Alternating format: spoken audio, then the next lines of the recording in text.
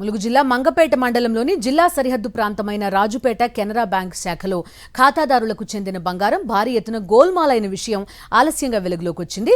Bank శాఖ పరిధిలోని వందల మంది రైతులు, వ్యాపారులు తమకున్న వ్యవసాయం, వాణిజ్య వ్యాపారం నిమిత్తం ఏడాది కాలంగా తాకట్టు పెట్టుకుని రుణం తీసుకున్నారు.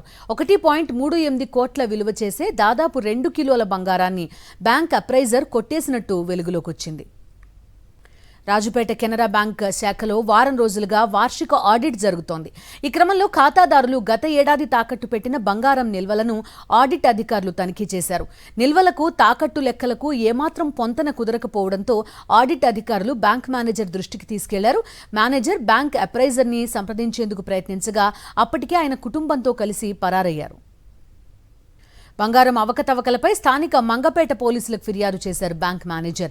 మంగపేట ఎస్ఐ రవికుమార్ కేసు నమోదు చేసి విచారణ చేపట్టారు. కాగా సదరు అప్రైజర్ ఏడాదిన్నర కాలంగా నర్సంపేట నుంచి వలస వచ్చి పాలాయిగూడెంలోని ఒక ఇల్లు కొనుగోలు చేసి రాజుపేటలో గోల్డ్ షాప్ నిర్వహిస్తూ చుట్టుపక్కల గ్రామస్తులందరినీ మచ్చిక చేసుకుని మర్యాదస్తుడిగా మసులుకుంటూ దొరికిన చోటల్లా ప్రైవేట్గా అప్పులు తీసుకుని వాటితో పాటు బ్యాంకులోని బంగారం నిల్వలతో పరారైనట్టుగా తెలుస్తోంది.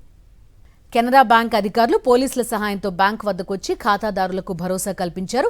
ఒకవేళ ఎవరైనా గోల్డ్ లోన్ పెట్టిన ఖాతాదారులు నష్టపోతే వారికి ప్రస్తుత రేటు ప్రకారం డబ్బులు జమ చేస్తామని భరోసా కల్పించారు. దీంతో గోల్డ్ లోన్ బాధితులు ఊపిరి పీల్చుకున్నారు. పోలీసులు నచ్చజెప్పడంతో ఎలాంటి ఆందోళన చేయకుండా బాధితులు అక్కడి నుంచి వెళ్లిపోయారు. అవకతవకలపై అంతర్గత విచారణ చేపట్టారు బ్యాంక్ అధికారులు.